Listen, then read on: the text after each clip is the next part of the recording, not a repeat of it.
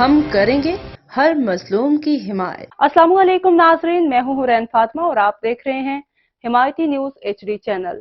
नजर डालते हैं आज की अहम खबर पर। हम आपसे ना नोट मांगते हैं और ना ही वोट, सिर्फ आपका साथ चाहते हैं। सिंध बलूचिस्तान में आबाद मेरी तमाम जट बरादरी के लिए अहम मैसेज हमारी वेलफेयर के नाम से। अगर आपसे कोई भी चंदा तलब करे या पैसे मांगे तो हरगिज उससे पैसे ना दें, क्योंकि जट वेलफेयर किसी से चंदा और पैसे तलब नहीं करते।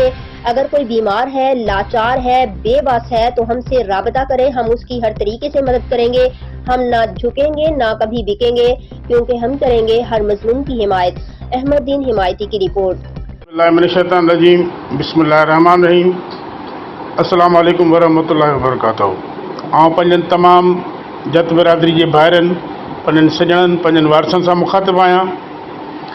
अॼु हिकु तमामु अहम ज़रूरी अर्ज़ु तव्हांखे आउं करणु वञा पियो त जत वेलफेयर तंज़ीम पंहिंजी बिरादरी जे कंहिं बि भाउ जे मथां को बि चंदो, का बि मदद, का बि फंड न रखियो आहे पूरी सिंध ऐं बलूचिस्तान में।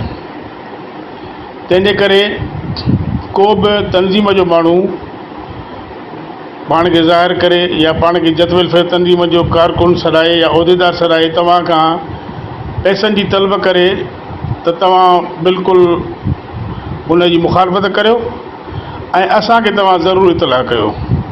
असीं चाहियूं था त पंहिंजी जत वेलफेयर तंज़ीम तमामु ईमानदारी सां पंहिंजो कमु करे ऐं पहिरियों असांखे बुनियादु ठाहिणो आहे। जेसीं ताणी असीं तंज़ीम जो बुनियादु नथा ठाहियूं ऐं असीं हींअर ई वठण वारे जहान में अची वञूं त असांजी तंज़ीम खे ॾुखियाई थी पवंदी।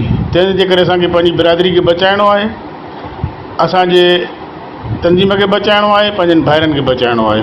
सो इहा मुंहिंजी तमामु जत बिरादरी खे अपील आहे त केर बि जत वेलफेयर तंज़ीम जे कंहिं बि उहिदेदार खे का बि रक़म जत वेलफेयर तंज़ीम जे लाइ न ॾे, छो त इहा असांजी ममानत आहे। जेसि ताईं को असां को काबीना, सिंध काबीना या मरकज़ी काबीना को फ़ैसिलो करे। अलाह तव्हां सभिनी खे आबाद कंदो, अलाह तव्हांखे ख़ुशि कंदो।